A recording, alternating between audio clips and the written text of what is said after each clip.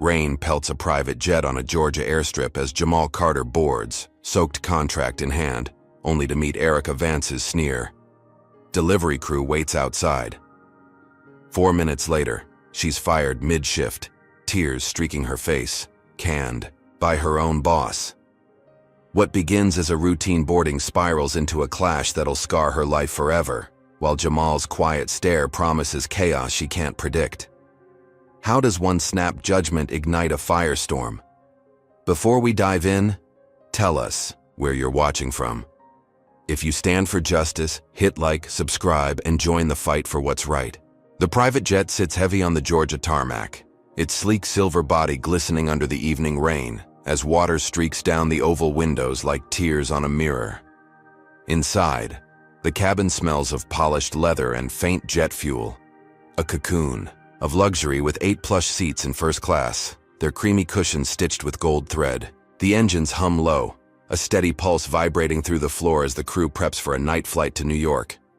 Jamal Carter steps aboard, his gray suit hugging his broad shoulders, the fabric slightly damp from the downpour outside. His dreadlocks peek out from under a black hoodie he's thrown on to shield himself from the storm, and his sneakers squish faintly against the carpeted aisle. In his left hand, he grips a soggy manila envelope, the edges curling from moisture, protecting a contract that could shift his tech company into the stratosphere. A $10 million deal with a Manhattan firm, inked just hours ago. He's 38, sharp-eyed, with a jawline that's seen too many late nights coding in dimly lit rooms. This flight isn't just a ride, it's the final leg of a journey to pitch his vision to a boardroom that could cement his legacy. He flashes his first-class pass at the entry scanner, the green light beeping approval, and settles into seat 2A, stowing his dripping envelope under the seat ahead. The cabin lights catch the gleam of his steel watch as he adjusts his cuffs, ready to review his notes one last time before takeoff. The other passengers filter in behind him, a mix of suits and weekenders, their chatter a soft buzz against the patter of rain on the fuselage. A white guy in a pinstripe blazer takes 1B, tossing a golf magazine onto his tray table. A woman with a designer scarf settles into 3C, her perfume sharp and floral. They barely glance at Jamal, their eyes skimming over him like he's part of the decor. He doesn't mind. He's used to blending in until it's time to stand out. He pulls a thick, spiral-bound notebook from his backpack, flipping it open to a page dense with charts and projections, his pen tapping rhythmically against the armrest. The jet's door is still ajar, letting in a damp breeze that ruffles the pages as he works. He's flown hundreds of times, crisscrossing the country to pitch ideas, shake hands, and dodge the subtle double-takes that come with being a black man in rooms full of pale faces. This trip, though, feels heavier. The deal's too big, the stakes too high. He mutters a quiet prayer under his breath, asking for focus, for strength, for the words to land right tomorrow morning. Then she appears. Erica Vance, 42, strides into the cabin from the galley, her navy uniform crisp despite the humidity curling her blonde bob at the edges. Her badge glints under the overhead lights, her name etched in bold silver above a row of service pins that mark her 15 years in the sky. She's got a pinched smile, the kind that's more muscle memory than warmth, and her blue eyes dart across the cabin, cataloging passengers with the efficiency of a machine. She's good at her job, or so she thinks, spotting freeloaders, keeping order, making sure first class stays pristine for the right people. She's handled drunk CEOs, chatty influencers, even a guy who tried smuggling a ferret in his carry-on. But tonight, her gaze locks onto Jamal, and something shifts.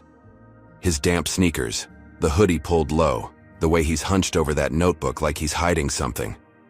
She doesn't see the suit, the watch, the pass he scanned. She sees a problem. Her heels click sharply as she stops at his row, her shadow falling over his papers. The cabin quiets, a few heads turning, sensing the air thicken. "Excuse me," she says, her voice clipped, carrying that edge of authority she's honed over a decade and a half. "You're in the wrong spot. Back of the plane now." Jamal looks up, his pen pausing mid-tap, surprise flickering across his face. His brows knit, but he keeps his tone even, smooth as polished stone. "This is my seat. First class 2A. I've got the pass right here. He reaches into his jacket pocket, pulling out the damp boarding card, holding it up so the ink shines under the light. Jamal Carter, seat 2A, priority access. Erica doesn't take it. She crosses her arms, her lips tightening into a thin line, her eyes flicking from the pass to his face and back again, like she's solving a riddle that doesn't add up. That's not your seat, she snaps, louder now, drawing more stares. Delivery crew boards last and they don't sit up here. Move it. The guy in 1B smirks, flipping his magazine shut. The woman in 3C adjusts her scarf, her lips pursed like she's tasting something sour. Jamal blinks, processing the words, the assumptions slamming into him like a fist. Delivery crew? He's a tech mogul, not a damn caterer. But he's been here before, the quick judgments, the sneers masked as protocol. He takes a slow breath, keeping his hands steady. I paid for this. Check the system if you don't believe me. Erica's smile twists, brittle and forced, the kind you give a kid caught in a lie. I don't need to check anything. I know who belongs in first class, and it's not you. Let's go. Her hand juts out, pointing down the aisle toward the economy section, where the seats are narrower, the air staler, the passengers already craning their necks to watch. Jamal's jaw tightens, a muscle twitching under his skin, but he doesn't raise his voice.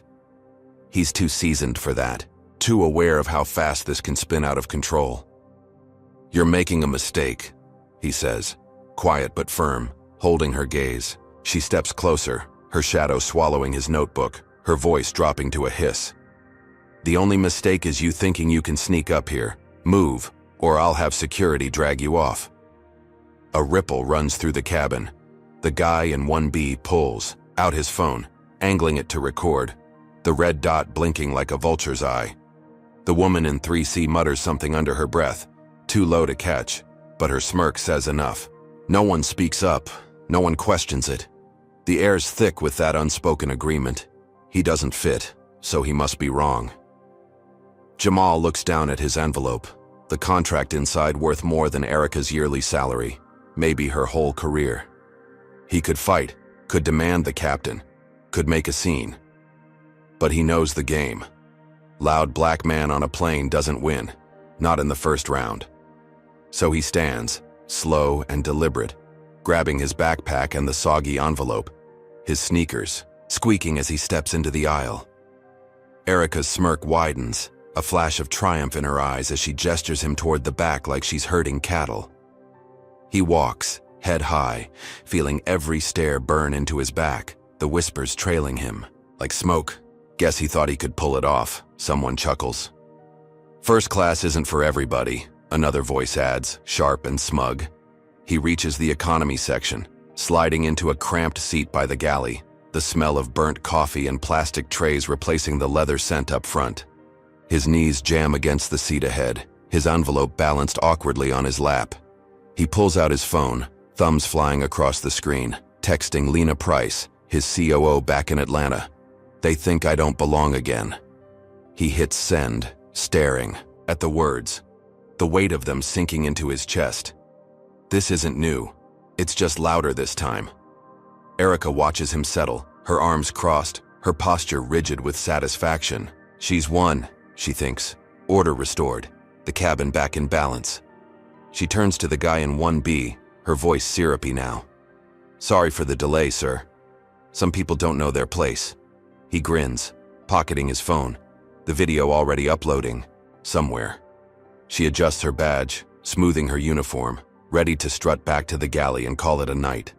The jet's engines rev higher, the floor trembling as it rolls toward the runway. Jamal stares out the tiny window beside him, rain smearing the glass, his reflection a faint ghost against the dark. He's calm, too calm, his fingers tapping the phone case in a steady rhythm. Erica's gloating, oblivious to the message buzzing through the ether, racing toward a woman who doesn't just answer texts. She ignites wars. Lena's phone lights up in her Atlanta office, her eyes narrowing as she reads. Her reply comes fast, a single line that shifts the tide.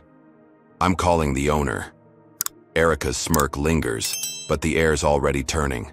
a storm she can't see gathering just beyond her horizon. The jet's cockpit glows with the soft amber of instrument panels, a compact fortress of switches and screens nestled at the nose of the aircraft. Rain taps the windshield in uneven bursts, blurring the Georgia airstrip beyond, where sodium lights cast long, wavering pools of yellow across the wet pavement. Captain Miles, a wiry man in his 50s with salt and pepper hair tucked under his cap, adjusts his headset, his fingers drumming the yoke as he runs through the pre-flight checklist. His co-pilot, a younger woman named Tara with a buzz cut and a tattoo peeking from her sleeve, scribbles notes on a clipboard, her brow furrowed in concentration. The cabin's locked down, the engines purring louder now, ready to hurl the jet into the sky toward New York. Miles glances at the clock. 7 minutes to takeoff. Everything's on track, or so he thinks. Back in Atlanta, 200 miles south, a high-rise office pierces the skyline, its glass walls reflecting the city's neon heartbeat. Inside, Victor Hayes, 56, sits at a mahogany desk, his tailored pinstripe suit straining slightly against his barrel chest. He's the airline's owner, a bulldog of a man with a shaved head and a voice that could crack concrete. He's mid-call with a group of Japanese investors, his Bluetooth earpiece blinking blue as he paces, pitching a new fleet expansion. His office smells of cigar smoke and old money, a wall of framed awards glinting behind him. He's used to winning, to bulldozing obstacles, and tonight's no different until his phone buzzes with a text that stops him cold. It's Lena Price, Jamal's COO, a 42-year-old powerhouse with a mind like a steel trap. She's in her own office 3 floors down, surrounded by monitors streaming code and market data, her braids pulled into a tight bun. She's been Jamal's right hand for a decade, the one who turns his visions into empires. Her fingers fly across her phone, relaying Jamal's message. They think I don't belong again. Victor's jaw tightens as he reads it, his investors' voices fading to static in his ear. He knows Jamal, not just as a friend, but as a silent partner who owns 20% of this airline, a stake he earned through sweat and genius. Victor mutes the call, his thick fingers stabbing at his screen to pull up a video link to the jet's cockpit. Miles, he barks when the captain's face flickers onto the monitor. Halt takeoff. Now. Miles blinks, his hand freezing, mid-switch. Sir? Tara looks up, her pen hovering, confusion rippling across her face. Victor's voice cuts through the static, low and lethal. You've got a problem on board. Get me the flight attendant who just moved Jamal Carter from first class pronto. Miles nods, swallowing hard, and flips the intercom switch. Erica Vance, report to the cockpit immediately. His voice echoes through the cabin, a jolt that silences the hum of passenger chatter. Erica's in the galley, pouring herself a cup of lukewarm coffee, her lips still curled in that smug twist from shoving Jamal to the back. She's replaying the moment in her head, savoring the way he shuffled off, the way the cabin bent to her will. The intercom crackles, and her hand pauses, the coffee sloshing slightly. Captain's calling her? Odd, but she adjusts her scarf, smooths her uniform, and strides toward the cockpit, her heels clicking with purpose. She passes the first-class seats, catching the guy in 1B's approving nod, the woman in 3C's quick glance. She's in control, or so she believes. The cockpit door swings open and she steps inside, her posture stiff with confidence. Miles gestures to the small screen mounted between the seats, where Victor's face looms, his eyes dark and unblinking. Tara shifts uncomfortably, her clipboard forgotten. Erica, Victor starts, his tone flat but sharp enough to slice through steel. Tell me what you did to the passenger in 2A. Erica blinks, thrown off, but recovers fast. I moved him to economy, sir. His ticket didn't check out. He looked like he was sneaking up front, so I handled it. Her voice is steady, practiced, the kind of lie she's told 100 times to cover quick calls. Victor's silence stretches, heavy and cold, filling the cockpit like fog rolling off the runway. He looked like he was sneaking? Victor repeats, each word slow, deliberate, like he's tasting the absurdity. Erica nods, her chin lifting slightly. Yes, sir. He didn't fit first class.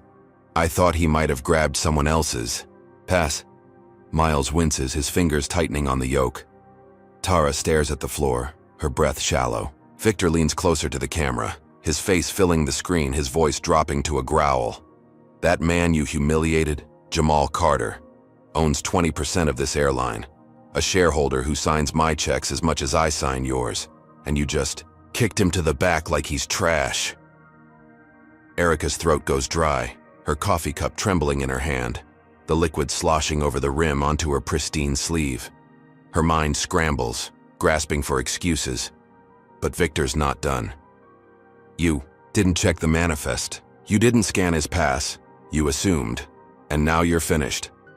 Her knees buckle slightly, her badge glinting under the cockpit lights as the words sink in. Fired? She's been here 15 years, climbed from regional hops to private jets, and now this? Sir, I didn't know, she stammers, her voice cracking, but Victor cuts her off, his tone final. You're done. Mid-flight, right now. Miles, rip her badge off over the intercom, let everyone hear it. Miles hesitates, his eyes darting to Erica, then back to the screen. Victor's glare doesn't waver. Do it, he snaps. Miles stands, his face grim, and reaches for the intercom mic. Attention, passengers and crew, he says, his voice booming through the cabin. Erica Vance is no longer employed by this airline, effective immediately, per the owner's directive. Her badge is revoked. He turns to Erica, his hand steady as he yanks the silver pin from her chest, the fabric tearing slightly with a soft rip. She gasps, clutching her uniform, her face flushing red as the reality hits. Tara grabs the badge, tucking it into her pocket, her expression blank but her eyes sharp. The intercom clicks off, and the cabin erupts in murmurs, heads craning, phones lifting to capture the fallout. Erica stumbles back, her heels catching on the carpet, her coffee cup clattering to the floor, brown liquid pooling at her feet. Victor's voice cuts through one last time. Get Jamal back to 2A. Now. The screen goes black, leaving the cockpit in stunned silence. Miles nods to Tara, who bolts out to fetch Jamal. She finds him in economy, squeezed into that cramped seat, his notebook open, his face calm but his eyes hard. Mr. Carter, she says, her voice low, respectful. Please come with me. He stands, grabbing his backpack and the soggy envelope, his movements deliberate, unhurried. The walk back to first class is a gauntlet of stairs, the guy in 1B, shrinking into his seat, the woman in 3C clutching her scarf like a shield. Jamal slides into 2A, stowing his gear, his posture rigid but composed. Tara mutters, "Sorry about this," before retreating. He doesn't reply, just opens his notebook again, his pen tapping once, twice, a metronome of control. The engines roar as the jet taxis, the cabin lights dimming for takeoff. Erica slinks to the galley, her uniform stained, her hands shaking as she grips the counter. Her career's ash in 4 minutes flat, but her glare through the curtain at Jamal burns with something darker. She's down, not out. What's she plotting now? Hey folks, drop a comment with number 1 if you think Erica got what she deserved for judging Jamal on sight. Was Victor too harsh or just right? Hit like if you're rooting for Jamal to rise above this mess, and subscribe to catch every twist as this story unfolds. Justice fast or justice flawed? Where do you stand? So what happens when a woman scorned decides she's not done fighting? Can Erica claw her way back from this, or is she digging a deeper hole? Stick around to find out how this jet ride turns into a war nobody saw coming. The jet's cabin hums with a tense stillness as it taxis down the Georgia runway, rain slashing against the windows in furious sheets. The first-class section glows with muted elegance, its 8 leather seats cradling passengers who now sit, rigid, their earlier smirks replaced by awkward shifts and averted eyes. Jamal Carter settles back into 2A, his gray suit slightly wrinkled from the shuffle to economy and back, his dreadlocks damp against his hoodie. His soggy manila envelope rests on his lap, the $10 million contract inside a lifeline he clutches with steady hands. His notebook lies open, charts sprawling across the page, but his gaze drifts to the window, where the airstrip lights blur into streaks of gold against the wet dark. The engines growl louder, a deep rumble vibrating through the floor as the jet picks up speed, the nose tilting upward. He's airborne now, slicing through the storm toward New York, but the victory of reclaiming his seat feels hollow. The whispers still echo in his ears. "Guess money can't buy respect," the guy in 1B had muttered, his voice dripping with condescension. Jamal's jaw tightens, his pen tapping the armrest. A quiet rhythm to steady the anger simmering beneath his calm. He's faced this before. The sidelong glances, the assumptions. But tonight's different. Tonight's personal. In the galley, Erica Vance leans against the stainless steel counter, her navy uniform crumpled. The coffee stain on her sleeve a dark smear against the fabric. Her badge is gone, ripped away by Captain Miles in that brutal cockpit moment, and her blonde bob hangs limp, strands sticking to her flushed cheeks. Her hands tremble as she grips the edge, knuckles white, her breath shallow and ragged. 15 years in the sky, reduced to nothing in 4 minutes. She can still hear Victor's voice, cold and final. "You're done." The intercom announcement replays in her skull, a public execution that turned every passenger's head. Their stares boring into her as she slunk back here. Shame twists her gut, but it's fury that lights her eyes, a blazing heat that fixes on Jamal through the galley. Curtain. He's back in 2A, sitting pretty, while she's a wreck. This isn't over, she thinks, her mind racing for a way to hit back. She fumbles for her phone, tucked in her apron pocket, and dials a number she knows by heart. The line crackles, then clicks as a gruff voice answers. "Roy, it's me," she whispers, her tone sharp, urgent.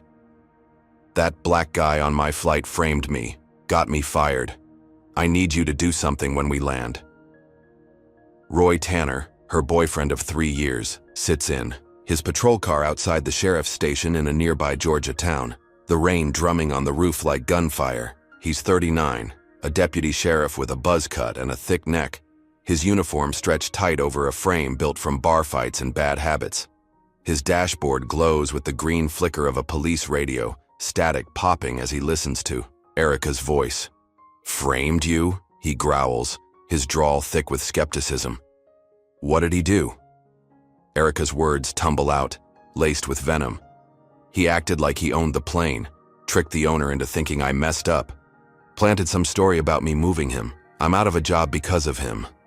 It's a lie, twisted and jagged, but Roy doesn't question it. He's got a temper, a badge, and a history of bending rules for her.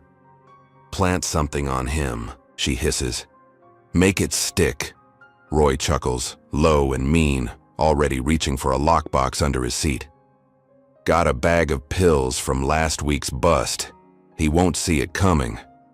Erica's lips curl into a smirk, her first real smile since the cockpit. "Good. Teach him he can't mess with me." The jet climbs through the storm, turbulence jolting the cabin as it punches into the clouds. Jamal shifts in his seat, the sudden lurch sending his pen skittering across the tray table. He catches it, but not before a cup of coffee, handed to him by Tara earlier, tips over, splashing across his envelope. The brown liquid seeps into the paper, smudging the contract's edges, and he curses under his breath, grabbing napkins to blot it dry. The signatures are still legible barely, but the damage stings. This deal's his lifeline, his shot at proving his company's worth, and now it's marred by a petty spill. He glances around. The guy in 1B smirks again, muttering, "Clumsy," to the woman in 3C, who stifles a laugh. Jamal's fingers tighten around the napkins, his calm fraying at the edges. He doesn't hear their words so much as feel them, sharp little jabs that pile onto Erica's earlier shove. He pulls out his phone, checking for Lena's reply, but the signal's spotty at 30,000 feet. He's alone up here, or so he thinks, oblivious to the plot tightening around him like a noose. Back in the galley, Erica's phone buzzes with Roy's text. "Got a bag of pills ready. Meet you at JFK." She exhales, a shaky breath of relief, her smirk widening into something feral. She pictures it, Jamal stepping off the jet, smug and victorious, only to be slammed with a drug bust. She'll watch from the sidelines, her firing avenged, his life upended. The jet levels off, the turbulence easing, and she straightens, smoothing her stained uniform like it still means something. She peers through the curtain again, catching Jamal mopping up the coffee, his focus on that damn envelope. "Enjoy your win," she mutters under her breath, her voice a razor's edge. "It's your last." The cabin lights dim as the flight settles into its rhythm, passengers reclining, some pulling out earbuds or flipping through magazines. The guy in 1B stretches, his golf magazine sliding to the floor, while 3C's woman adjusts her scarf, her eyes flicking toward Jamal then away, like he's a curiosity she's already dismissed. Jamal salvages what he can of the contract, spreading it across the tray table to dry, the ink bleeding faintly at the corners. He leans back, closing his eyes for a moment, trying to shake the weight of the night. He's got a meeting in 10 hours, a boardroom full of execs waiting to hear his pitch, and he needs to be sharp. But the sting of Erica's words, the passengers' snickers, they claw at him, old wounds reopening. He's built a fortune from nothing, coded his way out of a crumbling neighborhood, yet here he is still proving he belongs. The jet hums steadily, cutting through the night, and he forces his mind back to the pitch, rehearsing lines in his head. He doesn't know Roy's waiting, doesn't know Erica's venom has already spread beyond the cabin. The guy in 1B mutters, something else too low to catch, but the tone's enough, a needle prick of disdain. Jamal opens his eyes, staring at the seat back ahead, his pen tapping faster now, a storm brewing behind his calm. Erica slips her phone back into her pocket, her hands steadier now, purpose replacing panic. She grabs a stack of napkins from the galley shelf, pretending to busy herself, but her mind's on New York, on Roy, on the moment Jamal's world flips upside down. She imagines the headlines: tech exec caught with drugs, his smug face in cuffs, her firing buried under his disgrace. The jet's engines shift pitch, a subtle whine as it cruises north, the storm fading behind them. She steps to the galley door, glancing at the economy section where Jamal sat minutes ago, then back to first class where he's reclaimed his spot. Her smirk hardens into a grimace, her eyes narrowing. Victor may have crushed her career, but she's not powerless yet. Roy's her ace, her weapon, and Jamal's win is about to turn into a felony rap she'll savor from the shadows. The cabin's quiet now. A deceptive calm, but the air crackles with what's coming, a trap set to spring. The second the wheels kiss the ground, the jet slices through the night sky, its silver belly cutting a clean arc over the eastern seaboard as it descends toward New York. The cabin lights flicker on, brightening the dim hum of first class, where Jamal Carter sits in 2A, his gray suit now dry but creased from the earlier shuffle. His soggy manila envelope rests on the tray table, the $10 million contract inside, salvaged but smudged, a faint coffee stain bleeding across the title page. His dreadlocks hang loose, under his hoodie, brushing his shoulders as he adjusts his steel watch, the time ticking down to 8 hours before his meeting. The engines whine softer now, the floor tilting slightly as the jet begins its final approach to JFK. Outside, fog rolls thick across the tarmac, a gray shroud swallowing the runway lights into hazy pinpricks. The landing gear rumbles, locking into place, and the seatbelt sign chimes, a sharp ping that snaps the passengers upright. Jamal stows his notebook, zipping it into his backpack, his movements precise despite the exhaustion tugging at his eyes. He's ready to step off, pitch his deal, and leave this nightmare flight behind. Or so he thinks. The wheels kiss the ground with a jolt, rubber screeching against wet asphalt as the jet slows, taxiing toward a private terminal tucked away from JFK's main bustle. The cabin stirs, passengers unbuckling, stretching, grabbing carry-ons with the sluggish energy of a late-night arrival. Jamal stands, slinging his backpack over one shoulder, the envelope tucked under his arm like a shield. The guy in 1B brushes, tasked, his golf magazine crumpled in hand, avoiding Jamal's gaze. The woman in 3C adjusts her scarf, her lips pursed as she shuffles toward the exit. The jet door hisses open, letting in a blast of cold, damp air that smells of jet fuel and wet concrete. Jamal steps onto the jet bridge, his sneakers silent against the carpet, his mind already on the car waiting to whisk him to a hotel. He doesn't see Erica lurking at the galley door, her stained uniform a shadow against the wall, her smirk twisting into something vicious as she watches him go. Her phone buzzes once, a text from Roy Tanner. I'm here. It's done. She exhales, a sharp breath of anticipation, her eyes glinting with the promise of revenge. Outside, the fog clings to the tarmac like a living thing, curling around the jet's wings and the cluster of ground crew in neon vests. Jamal emerges from the jet bridge into the terminal, a small, sleek space reserved for private flights, its glass walls fogged with condensation. He's halfway to the exit when three figures materialize from the mist. Roy Tanner and two deputies, their tan uniforms stark against the gray. Roy's buzz cut glistens with damp, his thick neck straining against his collar, a smirk tugging at his lips. The deputies flank him, one wiry with a patchy beard, the other stocky with a shaved head, both carrying the swagger of men who love a fight. "Jamal Carter?" Roy calls, his voice a lazy drawl, loud enough to turn heads. Jamal stops, his backpack shifting, his brows knitting in confusion. "Yeah, that's me," he says, steady but wary, his hand tightening on the envelope. Roy steps closer, his boots thudding on the tile, his hand resting casually on his holster. "Got a tip about contraband. Mind if we check your bag?" It's not a question. Jamal's stomach drops, a cold prickle racing up his spine. He knows. This script, the vague accusation, the power play.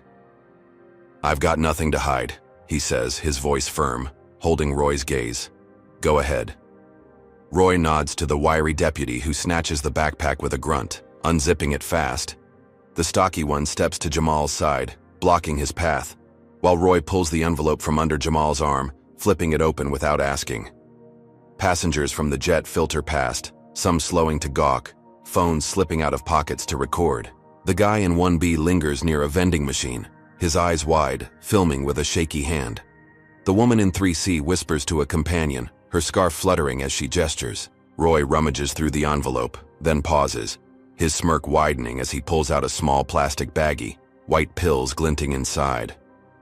"Well, look at this," he says, holding it up like a trophy, his voice booming. "Seems our tip was solid." Jamal's breath catches, his mind racing. "That's not mine," he says, sharp and loud, stepping forward. The stocky deputy shoves him back, a meaty hand slamming his chest. "Stay put," he growls. Roy dangles the baggie, the pills rattling, softly, his eyes glinting with mock surprise. "Not yours? Funny how it's in your stuff." Jamal's hands clench, his calm cracking as the lie sinks in. Planted. He scans the terminal, spotting Erica at the jet door, her silhouette framed. By the fog, her grin a slash of triumph. "You set this up," he says, his voice low, aimed at Roy but loud enough for the crowd. Roy chuckles, tossing the baggie to the wiry deputy, who pockets it with a nod. "Cuff him," Roy says, casual as ordering coffee. The stocky deputy yanks Jamal's arms back, metal clicking tight around his wrists, the cold biting into his skin. "That's not mine," Jamal snaps again, twisting to face the growing cluster of onlookers, their phones now a forest of red dots. "This is a setup." The terminal buzzes with whispers, passengers muttering, "drug dealer," and "knew he didn't belong up front." The guy in 1B zooms in, his voice audible on the recording. "Guess he's not so fancy now." The woman in 3C nods, her scarf bobbing, her tone smug. "First class my ass." Jamal's dragged toward the exit, his sneakers scuffing. The tile, his envelope falling to the floor, pages scattering like leaves in the wind. Roy kicks the contract aside, the coffee-stained paper crumpling under his boot. "You're done, rich boy," he sneers, his hand clamping Jamal's shoulder, steering him into the fog. A squad car waits outside, its lights flashing red and blue, cutting through the haze like a predator's eyes. The deputies shove Jamal into the back seat, the door slamming with a hollow thud, the sound echoing in his skull. He twists to look out the window, catching Erica's grin as she leans against the jet, her arms crossed, her victory sealed. The car lurches forward, tires crunching gravel, pulling him into the night. Inside the jet, Erica slips back to the galley, her hands steady now, her pulse racing with a dark thrill. She's turned the tables, flipped Jamal's win into a nightmare. She imagines him in a cell, his deal dead, his smug face plastered across news feeds. The passengers file out, their chatter a low drone, some shaking their heads, others nodding, like they saw this coming. Captain Miles steps from the cockpit, his face grim, muttering into his radio. "Victor, we've got a problem." He dials the owner again, his voice tight. "Carter's been arrested, drugs in his bag." Victor's reply crackles through, furious but distant. "Hold on, I'm on it." But the jet's emptying, the terminal clearing, and the squad cars, already vanishing into the fog, too far for Victor's reach. Jamal sits in the back, wrists aching, the baggie's image burned into his mind. He knows it's a plant, knows Erica's behind it. But the cuffs are real, the deputy's sneers are real, the phones filming his downfall are real. His phone's in his pocket, unreachable. Lena's last text unread. The car turns onto a service road, the fog swallowing it whole, and Jamal stares at the seat ahead, his mind racing for a way out. Erica's won this round, but the game's not over. Not yet. The holding cell reeks of stale sweat and bleach. A concrete box buried in the basement of a Queens precinct, its flickering fluorescent light buzzing like a trapped fly. Jamal Carter sits on a metal bench bolted to the wall, his gray suit rumpled, his wrists raw from the cuffs that were yanked off 10 minutes ago. His dreadlocks fall loose, brushing his shoulders, and his sneakers tap a steady beat against the grimy floor. The cell's bare, just a dented steel toilet in the corner and a barred window too high to reach. Fog pressing against the glass like a living shroud. His backpack's gone, confiscated with that planted baggie, but the soggy envelope with his $10 million contract sits crumpled beside him, salvaged from the terminal floor by a rookie cop who didn't know better. The coffee stain's dry now, a brown scar across the pages, but the deal's still alive if he can get out of here. The clock on the wall ticks past midnight, each second a hammer blow to his meeting in 8 hours. He's calm, though, his eyes sharp, scanning the room for leverage. He's been underestimated before. It's his edge. The door clangs open, a uniformed officer tossing him a scratched-up phone for his one call. Jamal grabs it, dialing Lena Price, his COO, the only lifeline he's got. Back in Atlanta, Lena's office pulses with late-night energy, her desk a chaos of laptops and coffee cups, her braids swept back as she paces. Her phone rings, and she snatches it, Jamal's voice crackling through. "Lena, it's me. They've got me locked up at JFK, planted drugs." Her breath catches, but her mind's already racing, a machine kicking into gear. "Who's they?" she snaps, grabbing a tablet to jot notes. "Erica, the flight attendant. Her boyfriend's a cop, Roy something. Set me up when I landed." Lena's eyes narrow, her fingers flying to pull up the airline's crew logs. "Stay put, I'm on it," she says, hanging up before he can reply. She digs fast, hacking into the jet security feed with a backdoor she built years ago for emergencies. The footage loads.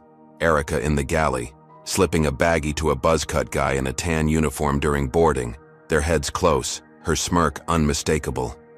Lena's jaw tightens. She's got them. Jamal leans back, the phone clattering to the bench, his mind churning. He knows Victor's been alerted, knows Lena's a bulldog, but this cell's a cage, and Roy's crew runs the show here. He grabs the envelope, flipping it open, and pulls a stubby pencil from his pocket, sketching a plan on the back. Names, times, angles to hit back. Expose Roy, flip the script, get free. The precinct's quiet, just the hum of a vending machine. Down the hall and the occasional cough from a drunk in the next cell. Footsteps echo, heavy and deliberate, and the door swings open again. Victor Hayes storms in, his pinstripe suit pristine despite the hour, flanked by 2 lawyers in crisp black, their briefcases gleaming. His shaved head shines under the light, his voice a growl. "Carter, you're out. Now."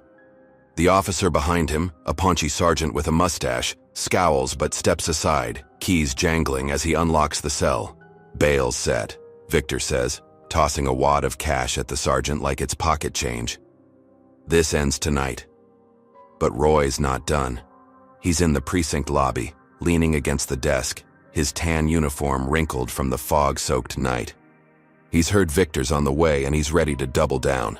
He slides a forged witness statement across to the desk clerk, a shaky scrawl from the guy in 1B claiming Jamal looked high on the flight, threatened crew.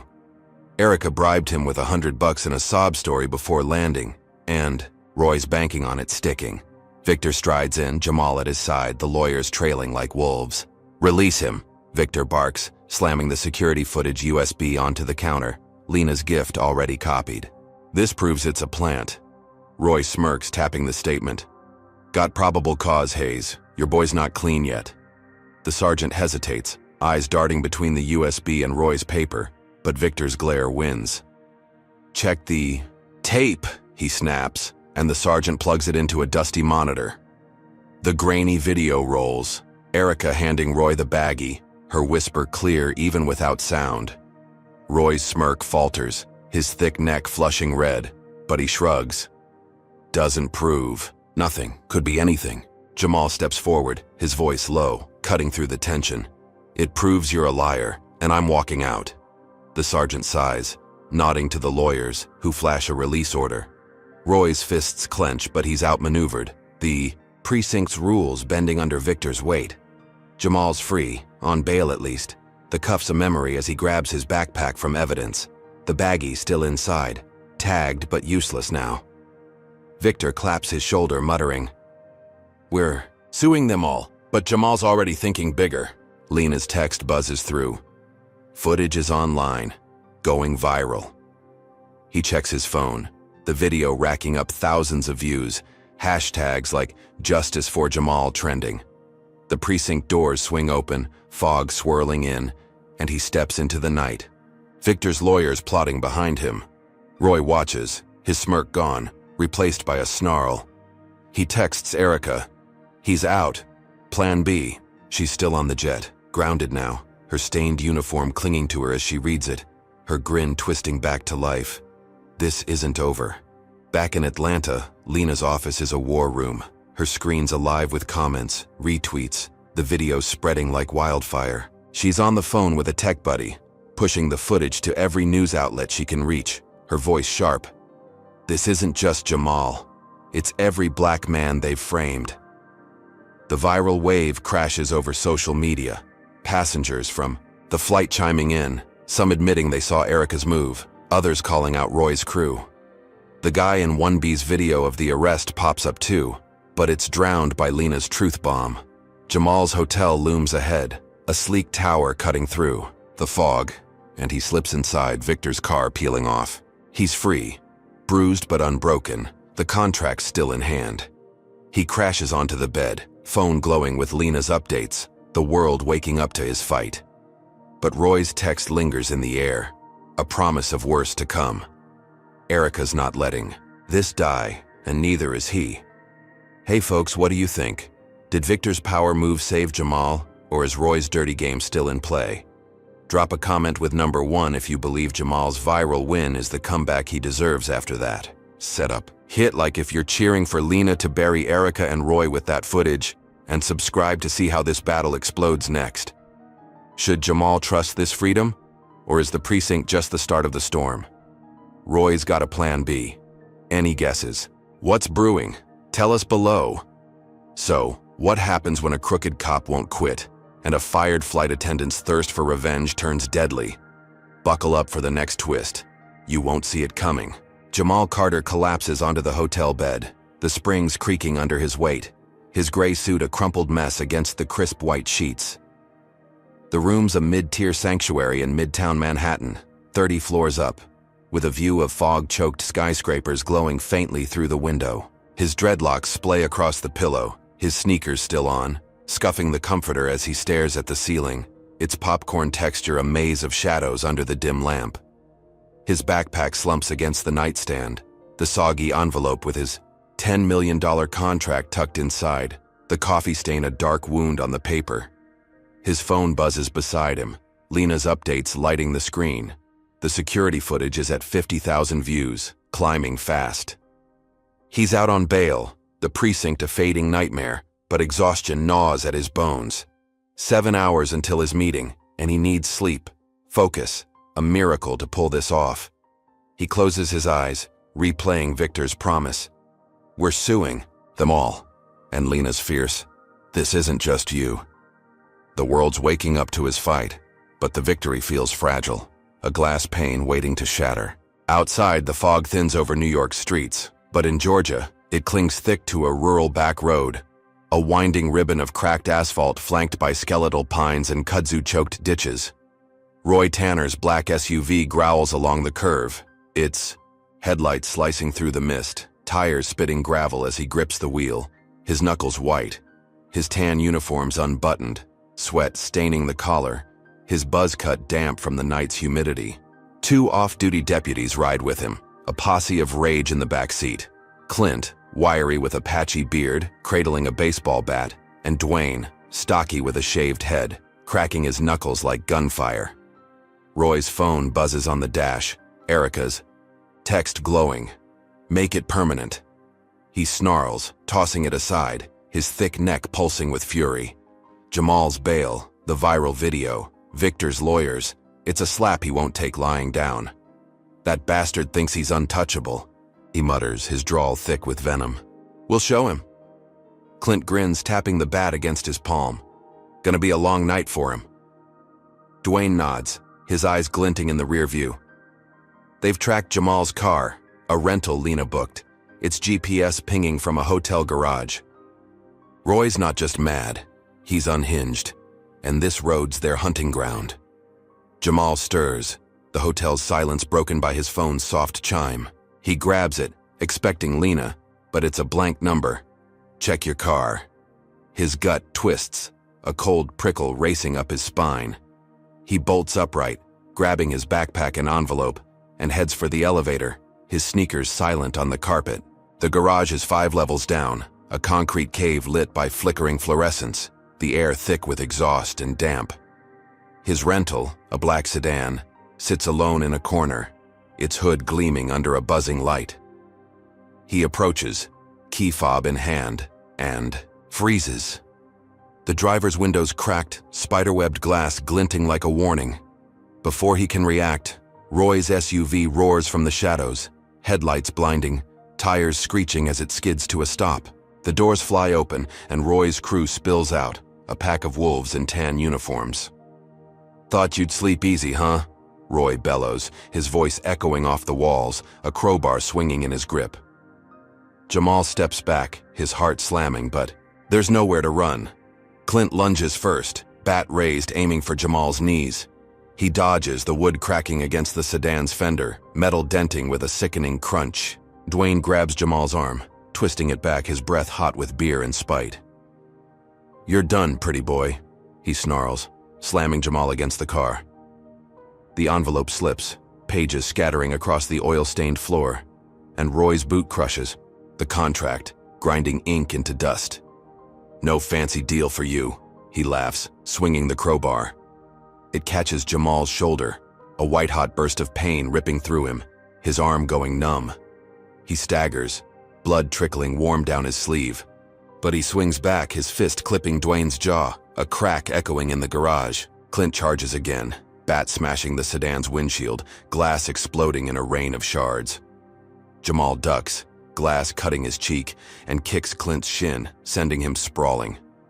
Roy grabs him from behind, thick arms locking around his chest, squeezing until his ribs groan. Should have stayed in the back, Roy hisses, slamming him to the ground, concrete biting his knees. The fight's brutal, a blur of fists and steel. Jamal's breath ragged as he fights 3-on-1. He's lean, scrappy, but they're relentless, a storm of hate fueled by Erica's command. Roy's crowbar swings again, clipping his ribs. A dull snap he feels more than hears. He gasps, rolling away, blood pooling under him, staining his suit crimson.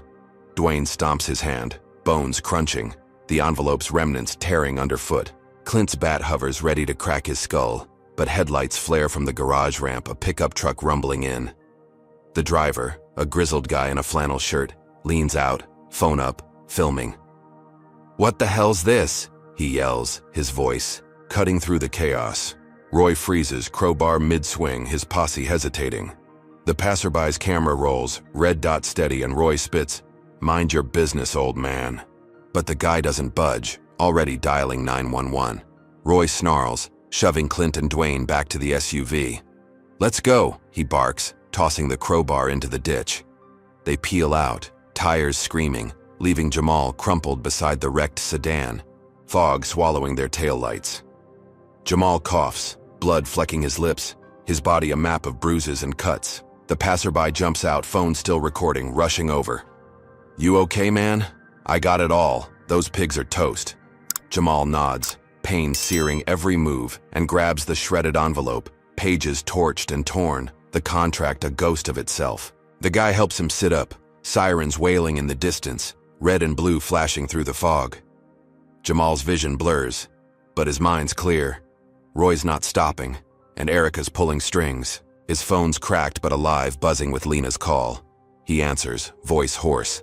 "They jumped me. Contract's gone." Lena's silent a beat, then fierce. "I've got the video online. Stay alive. We're fighting back." The passerby's footage uploads, shaky but damning, Roy's face clear as he swings. Sirens close in, paramedics spilling into the garage, but Jamal's eyes harden, staring at the ruined pages. The deal's dead, his body's broken, but he's not. Not yet. Back in Georgia, Erica's phone lights up in the jet's galley. Roy's. Text flashing, "Beat him good, he's down." She grins, a wild, jagged thing, leaning against the counter, her stained uniform a badge of her war. The jet's grounded, passengers gone, but she's still here, savoring the hit. She imagines Jamal bleeding, his empire crumbling, her firing avenged in bruises and ash. The cabin's dark, rain drumming the hull, and she mutters, "That's what you get." She doesn't know about the video, doesn't know the passerbys caught Roy red-handed. Her victory's sweet, a dark rush in her veins, but it's built on sand, ready to collapse. Jamal's lifted onto a stretcher, paramedics swarming, his phone clutched in his good hand. Lena's voice a lifeline through the static. The fog thickens, cloaking the garage, but the fight's spilling into the open now, a reckoning Roy can't outrun. Erica's smirk lingers, oblivious to the storm turning back on her. The hospital room smells of antiseptic and rubber, a sterile white box on the 10th floor of a Manhattan medical center. Its windows streaked with fog and the faint glow of city lights bleeding through. Jamal Carter lies in a stiff bed, his gray suit swapped for a papery gown, his dreadlocks pulled back with a band the nurse found. Bruises bloom purple across his ribs, his left hand wrapped in gauze where Dwayne's boot crushed it, and a jagged cut on his cheek stings under fresh stitches. An IV drips into his arm, the beep of a monitor keeping time with his shallow breaths. His backpack slumps in the corner, the shredded envelope beside it. The $10 million contract reduced to scraps. Ink smeared into illegible ghosts. His phone rests on the tray table, cracked screen glowing with Lena's texts, the latest at 3,000 views and climbing. 6 hours until his meeting, and he's a wreck, but his eyes burn with a fire that pain can't snuff out. He shifts, wincing as his ribs protest, and grabs the phone, dialing Lena with his good hand. "Get me on air," he rasps, his voice rough but steady. Now, in Atlanta, Lena Price's office is a hive of screens and caffeine. Her braids loose now, swaying as she paces. Her desk's a war zone of laptops, cables, and empty mugs, the jet's security footage looping on one monitor. Roy's ambush on another. She's on it the second Jamal's call ends, her fingers flying to book a live spot with a New York news station she's got on speed dial. "This is bigger than us," she mutters, patching through to a producer she knows from college. "Jamal Carter, tech mogul, beaten by cops after a frame-up. I've got video." The producer's in, slotting him for a 7 a.m. slot 3 hours away. Lena texts Jamal, "You're live soon. Rest, but be ready." She uploads the passerby's garage footage to every platform, the shaky clip of Roy's crowbar swinging, Clint's bat smashing, Dwayne's stomp, all raw and unfiltered. It hits the web like a Molotov, views spiking to 10,000 in minutes, comments flooding. "This is sick. Cops again?" The world's watching, and she's fanning the flames. Jamal nods to the nurse slipping in with a water cup, her eyes widening as she recognizes him from the trending clips. "You're that guy," she whispers. But he waves her off, sipping slow, his mind on the interview. He's got one shot to flip this, to bury Roy and Erica before they bury him. The door swings open, and Victor Hayes strides in, his pinstripe suit crisp despite the hour, his shaved head gleaming under the fluorescence. "You look like hell," he grunts, dropping into a chair, but his eyes soften with something like respect. "Lena's got the video out. I'm firing the whole damn crew for letting this slide." Jamal nods, his good hand clenching the sheets. "Good, but it's not enough." Victor leans forward, elbows on knees. "We're suing the precinct, the airline, anyone who touched this. You're not taking this hit alone." Jamal's gaze hardens, the monitor's beep quickening. "I'm not hiding. Get me to that studio." Roy Tanner's holed up in a Georgia motel, a squat brick box off the highway, its neon sign buzzing, vacancy in the fog, his tan uniform slung over a chair stained with Jamal's blood, his buzz cut damp from a quick shower. Clint and Dwayne sprawl on the twin beds, beer cans littering the floor, the TV muted on a sports rerun. Roy's phone pings with Erica's text. "He's alive?" His snarl twists into a grimace and he grabs his laptop, pulling up the viral garage clip. 10,000 views, climbing fast, his face clear as day swinging that crowbar. "Son of a bitch," he mutters, slamming the lid shut. He's cornered, but he's not out. He digs into a duffel, pulling a USB with a doctored video he's been holding. Jamal outside the hotel, edited to look like he's lunging at Clint, bat in hand, a fake scuffle flipped to paint him as the aggressor. "This'll shut him up," he says, uploading it to a burner account, seeding it across forums with a caption. "The real story. Carter attacked first." It's crude, choppy, but it spreads, muddying the waters, views ticking up to 5,000 in an hour. Erica's off the jet now, grounded in a JFK crew lounge, her stained uniform swapped for a hoodie and jeans, her blonde bob tucked under a cap. She's on her phone, smirking as Roy's fake clip gains traction, her fingers trembling with a mix of rage and glee. She's fired, humiliated, but Jamal's not winning this yet. She dials a far-right podcast host she knows from her ex's circle, a guy with a raspy voice and a rabid following. "I've got a story," she says, her tone dripping with crocodile tears. "That black guy on my flight threatened me first, got me canned for no reason. I've got proof." The host bites, booking her for a live stream at 8 a.m. an hour after Jamal's slot. She leans back, sipping a vending machine soda, her grin sharp. "Let's see him talk his way out of this," she mutters, the lounge's hum fading as her mind spins a web of lies. Roy's text buzzes. "Video's out, you're up next." She nods to herself.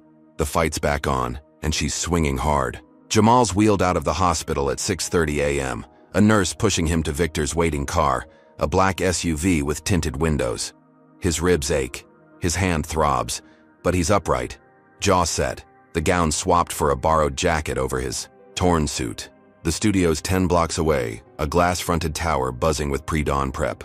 He's in the green room by 6:50, a makeup artist dabbing concealer over his stitches, her hands shaking as she whispers, "I saw the video. You're brave." He nods, silent, rehearsing lines in his head. The anchor, a poised woman in a red blazer named Claire, greets him with a firm handshake. "We're live in 5, she says, her eyes flicking to his bruises. "Tell it straight." He's on set at 7, lights blazing, cameras rolling, Claire's voice crisp. "Jamal Carter, tech mogul, joins us after a brutal attack by off-duty cops. What happened?" Jamal leans into the mic, voice steady despite the pain. "They framed me with drugs, then beat me when I got free. This is the proof." The passerby's video plays, Roy's crowbar swinging, the crowd gasps audible through the feed. Views spike to 20,000 mid-broadcast, outrage flooding the chat. Claire's stunned, her polish cracking. "This is horrific. Why you?" Jamal's eyes lock on the camera. "Because I'm black, successful, and they couldn't stand it. Erica Vance started this on the jet, and her boyfriend Roy Tanner finished it in that garage." The anchor nods, pushing the security footage next. Erica's baggy handoff clear, as day. The narrative shifts, the public splits. Half-roar support, hashtags like "God Jamal Fights Back" trending, half-swallow Roy's fake clip, forums buzzing with "he's lying." Victor watches from the wings, fists clenched, and fires off a text to HR. Every crew member from that flight's gone, today. But Erica's podcast streams live at 8, her voice quavering with fake fear. "He threatened me first, said he'd ruin me if I didn't bow. That video's staged." Her lies ignite a counterwave, views hitting 15,000, racists cheering her on. Jamal's interview ends, his body screaming, but his resolve's iron. Lena texts, "We're trending, but they're fighting dirty." The media war's on, and Roy's fake clip's gaining ground, a shadow over Jamal's truth. The New York courthouse looms like a gray monolith under a drizzling sky, its stone steps slick with rain as Jamal Carter limps up them, his borrowed jacket tight over his bandaged ribs.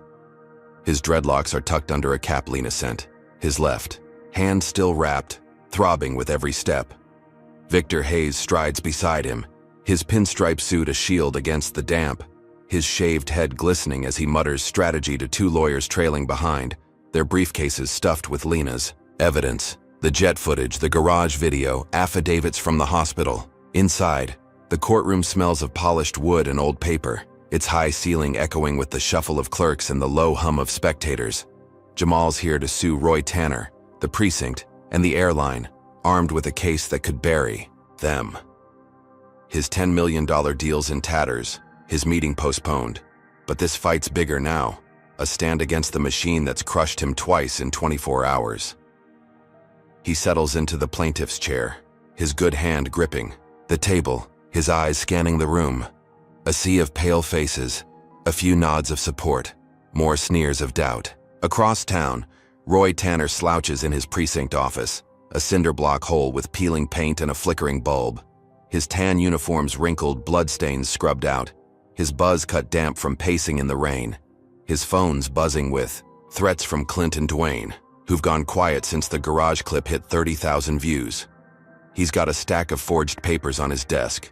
The guy in 1B's statement, a fake log claiming Jamal resisted arrest, all ready to shield him. He knows the judge, Harold Grayson, a 62-year-old good old boy with a silver comb-over and a golf buddy handshake with Roy's sheriff dad. Grayson's ruled this bench for decades, his gavel a hammer for folks like Roy, a wall for folks like Jamal. Roy smirks, texting Erica, "Judge'll fix this, you're clear." She's in a Queens diner, hoodie up, sipping coffee as her podcast rant climbs to 20,000 views, her lies stoking a firestorm of hate. She replies, "Good. Nail him." The hearing starts, the bailiff's voice booming. Carter versus Tanner et al. Jamal's lawyer, a wiry black woman named Simone with a razor-sharp voice, lays out the case.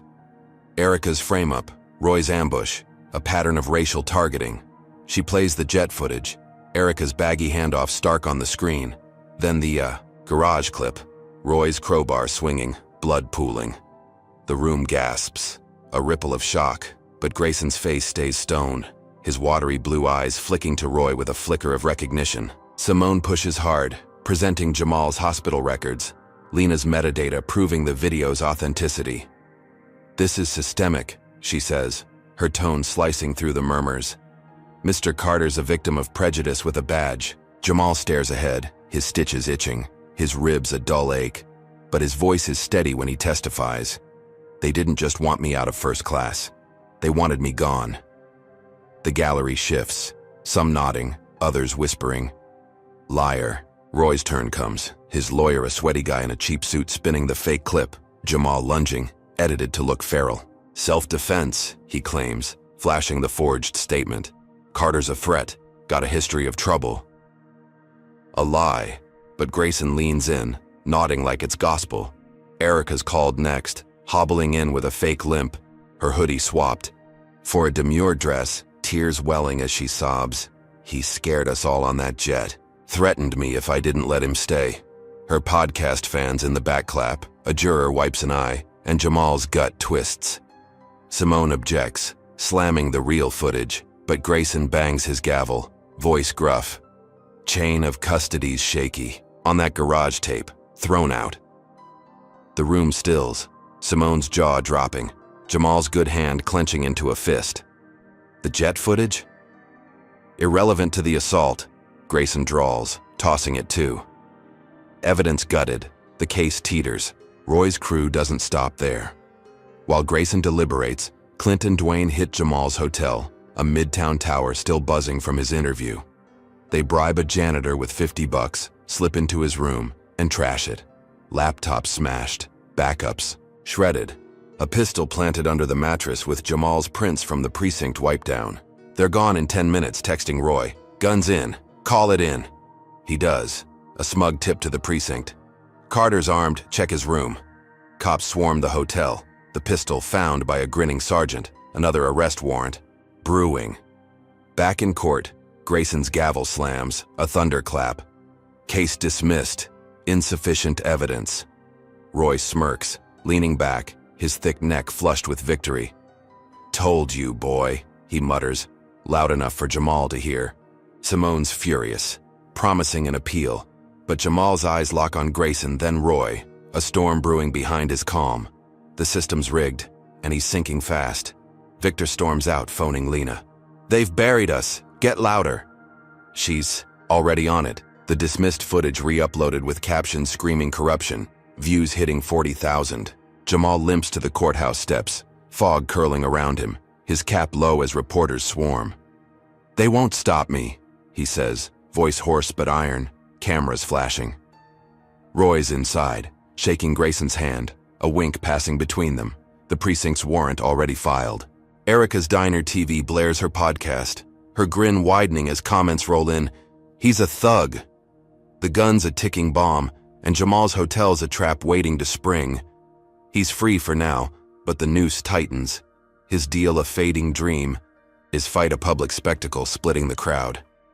Lena texts, "We've got more. Hang on." But Roy's laugh echoes in his ears, a promise of worse to come. "Hey folks, what's your take? Did Grayson's bias just doom Jamal? Or can he claw out of this rigged mess? Drop a comment with number 1 if you think the judge sold justice to protect Roy's crew. Hit like if you're raging at Erica's crocodile tears turning the tide, and subscribe to catch every blow in this war. Was dismissing that footage fair play, or a slap in the face to the truth? Tell us below. Should Jamal trust the courts, again, or is the system too rotten to fix? So how does a man fight when the law's a weapon against him, and a planted gun's ready to seal his fate? Stay tuned. The underground's calling, and this story's about to ignite. Jamal Carter slips through the fog-drenched streets of Brooklyn, his borrowed cap pulled low, his bandaged hand stuffed in a jacket pocket to hide the gauze. The courthouse defeat still burns. Grayson's gavel a gunshot in his skull. Roy's smirk a taunt he can't shake. His gray suit's gone, swapped for a hoodie and jeans from a hospital lost and found. His dreadlocks tucked tight under the brim. His backpack hangs heavy, the shredded envelope inside a relic of his torched $10 million deal. The hotel's a no-go, cops crawling it for that planted gun. So he's off the grid, ducking into a crumbling brownstone in Bed-Stuy, a safe house owned by Tariq Jones, a wiry hacker with a shaved head and a grin like a blade. The place smells of burnt solder and weed, its walls plastered with peeling posters, a tangle of cables spilling from a desk stacked with monitors. Tariq greets him with a fist bump, his voice low. "Heard you're a ghost now. Let's haunt." "I'm back." Jamal nods, dropping his bag, his ribs screaming as he sinks into a sagging couch. Tariq's a vet from Jamal's old coding days, a genius who traded corporate gigs for dark web gigs after one too many "you don't fit" rejections. He's got a rig that could crack Fort Knox, and he's already on Roy's trail, fingers dancing over keys as he pulls up precinct servers. "They're sloppy," he says, screens flickering with logs, emails, dirt, extortion raps, beatdowns, all buried by Grayson's buddies. Jamal leans in, his good hand tracing a scar on the couch, his mind racing. "Leak it," he says, voice hoarse but firm. "Everything." Tariq grins, cracking into Roy's personnel file, payoffs from local dealers, a hushed-up assault on a black teen last year, a paper trail of corruption Grayson's stamped clean. They bundle it with the garage clip, Lena's jet footage, and hit send to activist networks, dark web forums, anywhere it'll stick. By dawn, it's out, 50,000 views in an hour. Protests sparking outside Roy's precinct. Chants of no justice, no peace, echoing through the fog. Roy's in a Georgia bar, a dive with sticky floors and a jukebox whining country tunes, his tan uniform swapped for a flannel shirt, his buzz cut damp with sweat. Clint and Dwayne nurse beers at the counter, their eyes darting as phones buzz with the leaks. Roy slams his bottle down, glass cracking, his thick neck pulsing red. He's dead, he snarls, scrolling the forums, his name plastered across every post. Crooked cop exposed. Erica's text pings, they're rioting. Fix this. She's outside the precinct, hoodie up, egging on a racist mob she's rallied from her podcast fans, their signs screaming, lock him up, and white rights. Roy's losing control, the leaks shredding his shield. But he's not done. He grabs his phone, dialing a buddy from the old days, a pyro named Hank, with a rap sheet and a grudge. Torch Carter's hideout, he growls. Tonight. Hank's in, pinpointing the brownstone from a tip Clint got off a hotel clerk. Jamal and Tariq work fast, the safe house alive with clicks and curses, screens glowing as they push more. Files? Grayson's golf receipts with Roy's dad, precinct budget cuts hiding payoffs. Protests swell, 100 strong outside the station, fists raised, megaphones blaring. Lena texts, it's working, meeting's back on, virtual now. Jamal's deal's alive, a lifeline in the chaos, but his body's a wreck, ribs grinding, with every breath. He's mid-call with Lena, voice steady despite the pain when the window explodes, glass shattering inward, flames roaring as a Molotov sails through. Get out! Tariq yells, grabbing his rig, but the fire's fast, licking the walls, smoke choking the air. Jamal snatches his backpack, the envelope scraps fluttering as he bolts for the back door, Tariq behind him. The brownstones. A furnace, posters curling black, cables sparking as they burst into the alley, fog swirling thick. Hank's pickup peels off, taillights fading. Roy's text to Erica buzzing. Burned him out. Jamal coughs, lungs searing, his good hand clutching the bag, Tariq dragging his gear in a singed duffel. The fire truck's wail cuts the night, red lights flashing through the haze, but they're gone. Ducking into a bodega's shadow 2 blocks down, the brownstones a pyre, flames licking the sky, protesters scattering as cops swarm. Jamal's deal files are intact, zipped in a waterproof pouch, a miracle in the ashes. They're scared, he rasps, leaning against a wall, blood trickling, from a fresh cut on his arm where glass grazed him. Tariq nods, plugging his rig into a portable battery, uploading the last batch from a burner phone. 60,000 views, he says, voice tight. They can't hide this. The leaks hit harder. Precinct emails showing Roy's order to clean up Carter, Grayson's name CC'd. The mob at the station grows, bricks flying, windows smashing, Erica's voice lost in the roar as her crowd turns feral. Roy's barstool creaks as he watches the news, a shaky live stream of the burning brownstone, his snarl twisting into a grin. Got him, he mutters, texting Erica. He's running now. She's in the precinct chaos, her hoodie soaked as she ducks a flying bottle, her mob spiraling beyond her grip. The fire's a win, she thinks, Jamal's base gone, his fight faltering. But the leaks keep coming, a flood Roy can't dam. His name trending with Watcher, crooked cop, 65,000 views and climbing. Jamal's alive, crouched in that bodega shadow, his phone buzzing with Lena's call. Protests are everywhere. You're clear for the pitch. He nods, pain a dull roar, his eyes on the flickering streetlight. The deal's his anchor, but Roy's fires a warning. They'll kill to stop him. Tariq's rig hums, the last upload pinging activist servers, the truth a wildfire of its own. The fog thickens, cloaking their escape, but the heat's closing in. Roy's next move a shadow. On the horizon, the Brooklyn streets pulse with unrest, a jagged sprawl of brick and asphalt choked with fog, and the sharp tang of smoke from the torched brownstone 2 blocks away. Jamal Carter stands in the heart of it, his hoodie soaked, his cap low, his bandaged hand clutching his backpack as sirens wail in the distance. His dreadlocks peek from under the brim, damp with sweat and rain, his ribs a grinding ache under the borrowed jacket. Tariq's beside him, his shaved head gleaming, his singed duffel slung over one shoulder, the rig inside still humming with their last upload. The protest swells around them, 100 strong, fists raised, voices roaring through megaphones. "Justice for Jamal!" Signs bob in the crowd, scrawled with "No more lies" and "Cops can't hide," the air thick with fury and purpose. Jamal's phone buzzes, Lena's text flashing. "Pitch is live in 10. You've got this." His $10 million deals, back virtual now, a lifeline in the chaos. But first he's here, crashing the rally to strike back. He nods to Tariq, who hooks his burner phone to a portable speaker, live streaming to 70,000 viewers and climbing. Jamal steps onto a milk crate, his good hand steadying him, his voice cutting through the din, hoarse but unyielding. "They framed me, beat me, burned me out. This is Roy Tanner's truth." Tariq cues the leaks, precinct emails booming through. The speaker, Roy's order to clean up Carter, echoing over the crowd. Gasps ripple, phones lift, red dots blinking as the live stream spikes to 80,000. "Grayson covered it, Erica started it," Jamal says, his stitches pulling, as he gestures, blood seeping through his sleeve. "They don't stop us." The crowd roars, a wave of bodies pressing forward, activists in black hoodies forming a shield around him, their eyes fierce. Cops swarm the edges, batons drawn, but hesitate, the camera's a wall they can't breach. Jamal's live feed hits, newsrooms, Lena patching it to her Atlanta war room, the world watching as his defiance ignites. His meeting's minutes away, his deal teetering. But this moment's his blade, cutting through Roy's lies.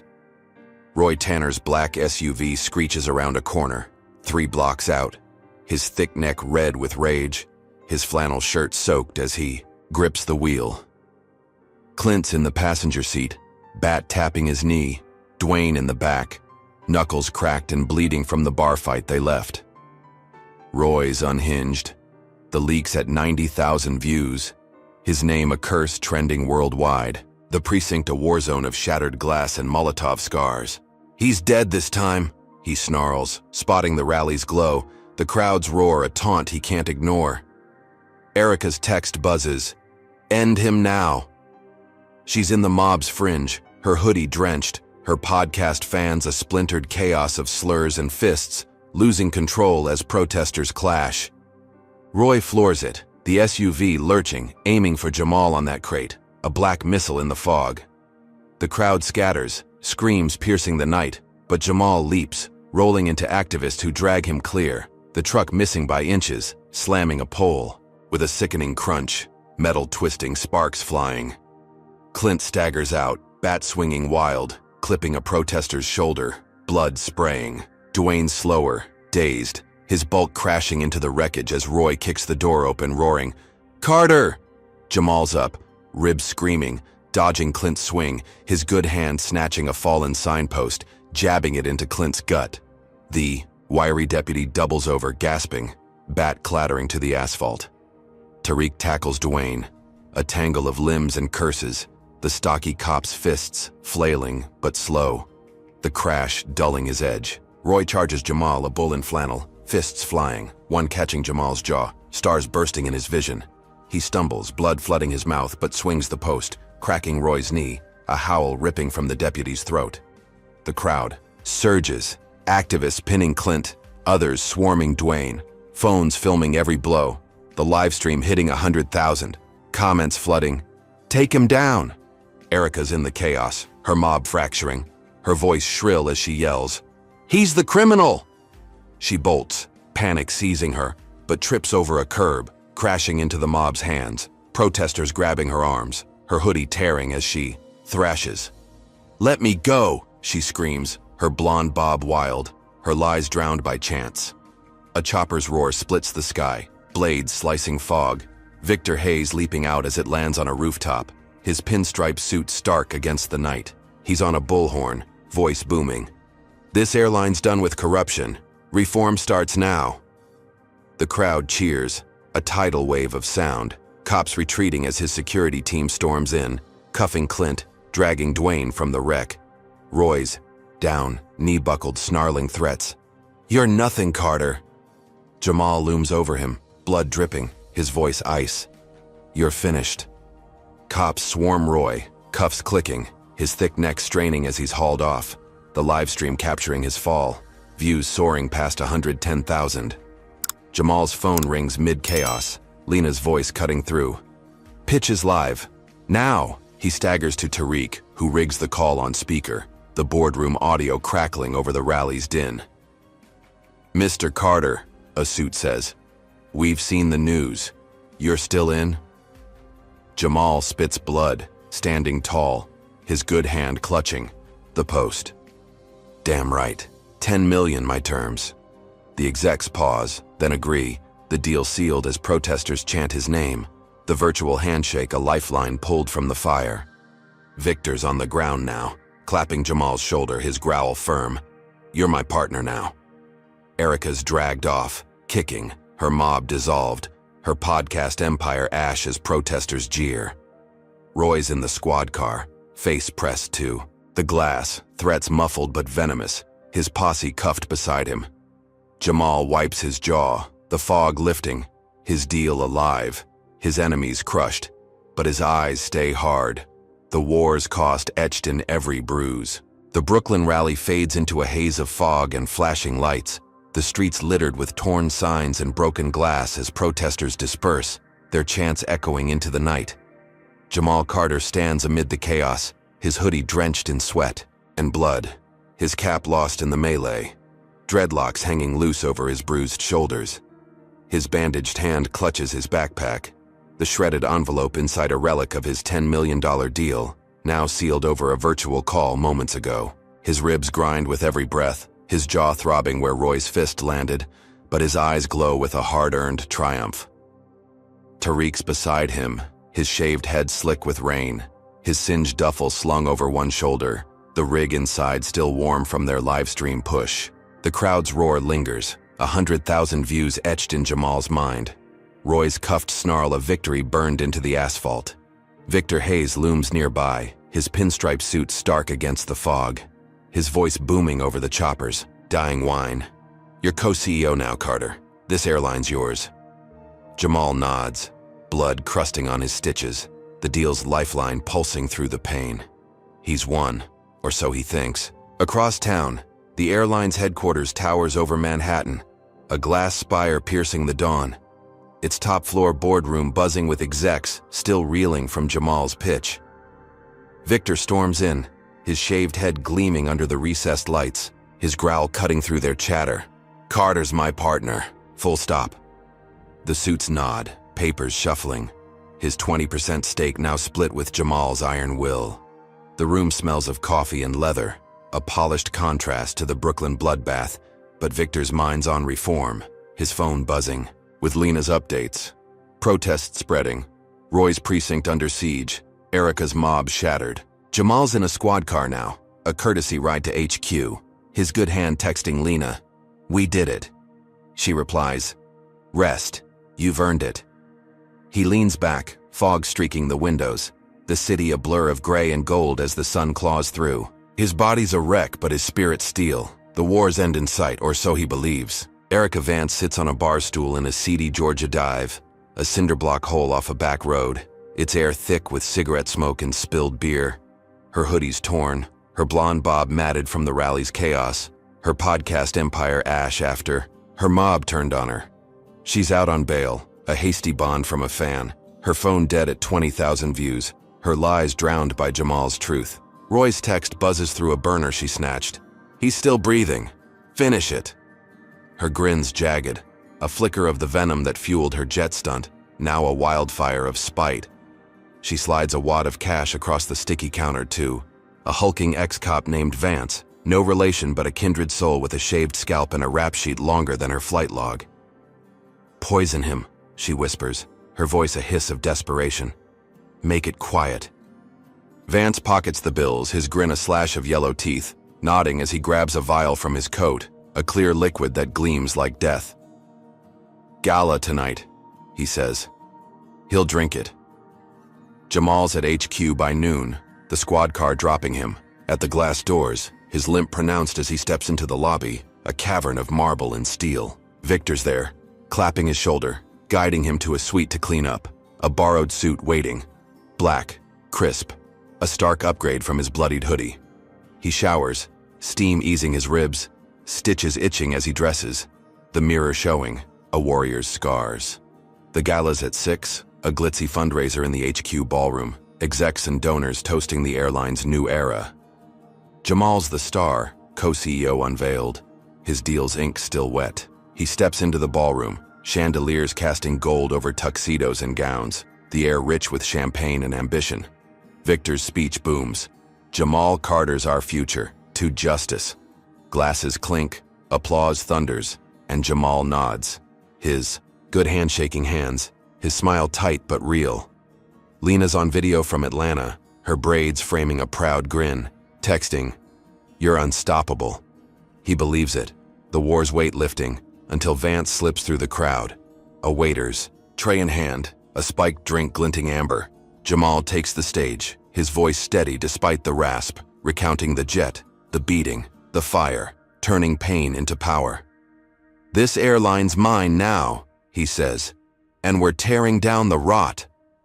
The crowd roars, donors pledging millions, his deal's ripple swelling. Vance edges closer, tray steady, offering the drink with a murmured, "Congrats, sir." Jamal grabs it, sipping mid-sentence, the bourbon's bite masking the poison's subtle tang. He finishes his speech, the room erupting, but his vision blurs, a cold sweat beading his brow. His knees buckle, the glass slipping, shattering on the podium as he convulses, foam flecking his lips, his body crumpling in a heap. Gasps rip through the ballroom, execs freezing, Victor lunging forward. "Jamal!" Lena's screen cuts to static, her scream lost in Atlanta, the livestream spiking to 120,000 as phones capture the fall. Erica's in the bar, eyes glued to a cracked TV, the gala feed live, her laugh a sharp bark as Jamal drops. "Got him," she mutters, sipping a beer, the vial's twin glinting in her purse. Roy's call crackles through her burner. "You're next if this flops." She smirks, unfazed, the poison's work her final win. Vance slips out the ballroom's back, melting into the crowd, but Lena's on her feet in Atlanta, replaying the stream, spotting the waiter's odd linger. She bolts to Victor's line, "It's a hit!"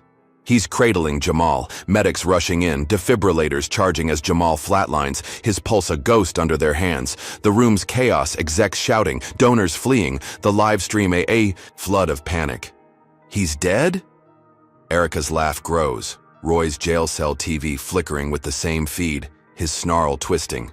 "Finish it right." Medics shock Jamal, once, twice, his body jerking, no pulse. The screen fading to black as Lena tackles Vance in the hall, his vial clattering, her scream a vow. "You're done!" The war's not over, not yet.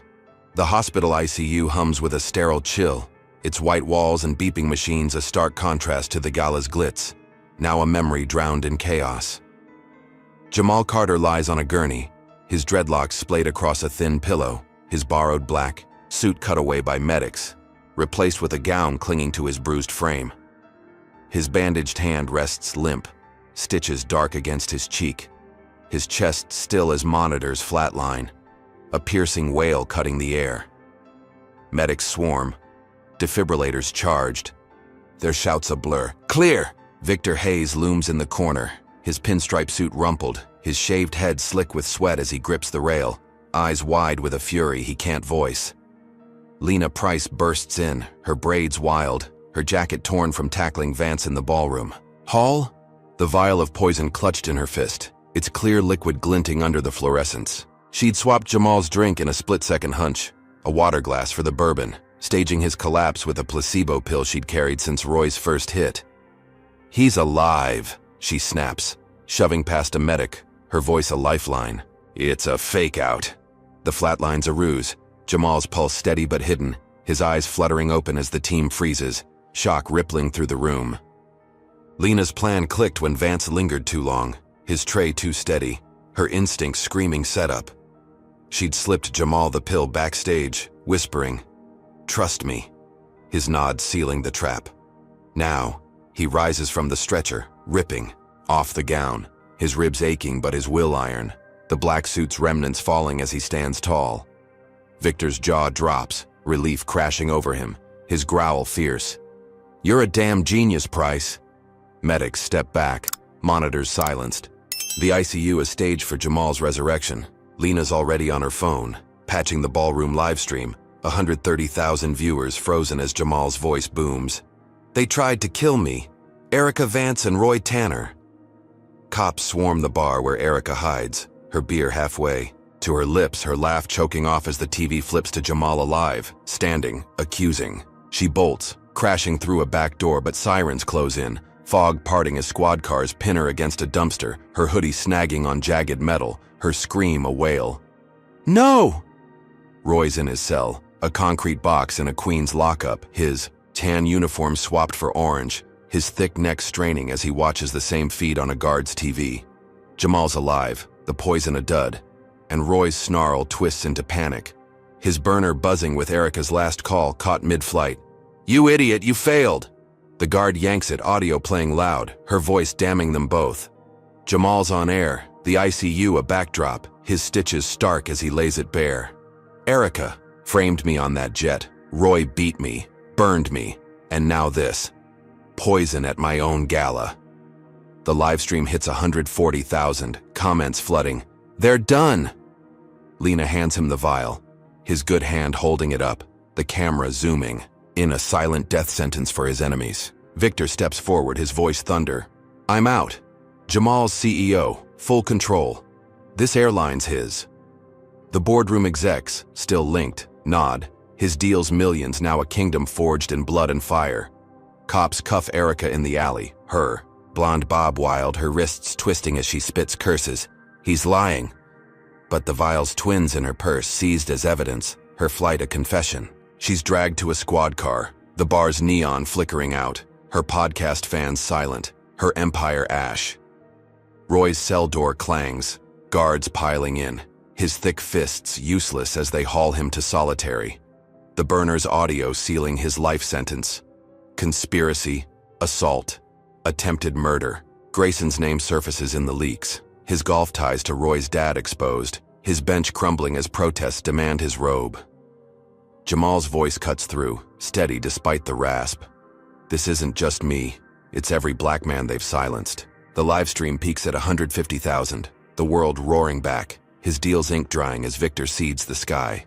Jamal steps from the ICU, fog lifting over Manhattan, his good hand tossing the vial to a cop, his eyes on the horizon. Lena's beside him, her braids swinging, her grin fierce. "We flipped it." He nods, limping to a side room, peeling off the gown's last scraps, his bruises a map of survival. Victor hands him a match, a symbolic torch, and Jamal burns his old suit in a steel bin, flames licking the gray fabric, smoke curling as he vows, no more silence. The jet's renamed by dawn, Carter 1 stenciled on its silver flank, a monument to his war.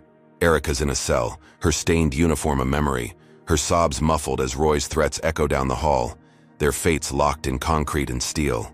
Life sentences loom, the system bending under Jamal's weight. Grayson's resignation a footnote by noon. The city wakes to a new skyline. Carter 1 gleaming at JFK, its first flight a promise of reform.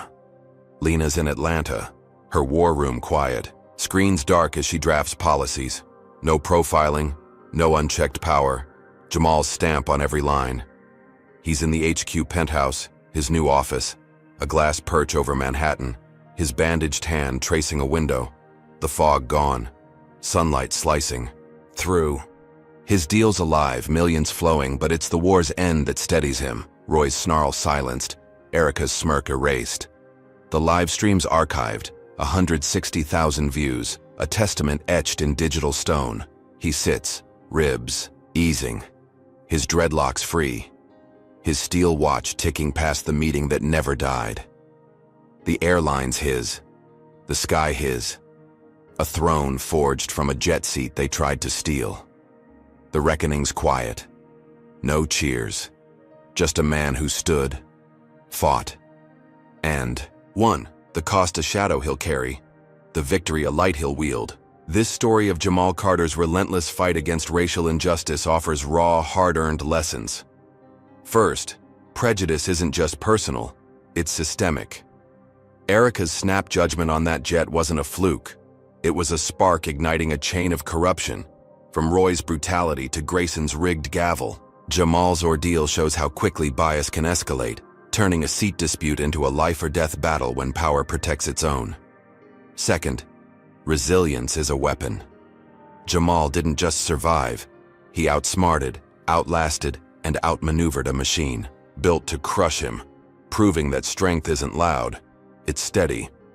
His quiet defiance from reclaiming his seat to faking his death flipped the script on his enemies. Third, truth needs a megaphone. Lena's viral leaks and Tariq's hacks didn't just save Jamal. They exposed a rotten core, showing that silence enables injustice, but exposure dismantles it. Finally, victory comes at a cost. Jamal won the airline, the deal, the sky, but his scars, physical and unseen, remind us that fighting racism leaves marks. This isn't a fairy tale, it's a war story, and every step forward demands sacrifice. These lessons hit hard because they're real. Prejudice doesn't vanish with one win. It's a hydra, regrowing unless you strike its roots. Jamal's triumph isn't the end. It's a call to keep pushing, to question who's judged and why, to amplify the voiceless. So, what's your takeaway? How do you fight when the deck's stacked against you? Drop a comment below with your thoughts. Hit like if Jamal's grit inspires you, and subscribe to catch more tales of battles won against the odds. Share this if you believe truth can topple tyrants. We'd love to hear your voice. Thanks for riding this jet with us, and here's to soaring above the storms ahead.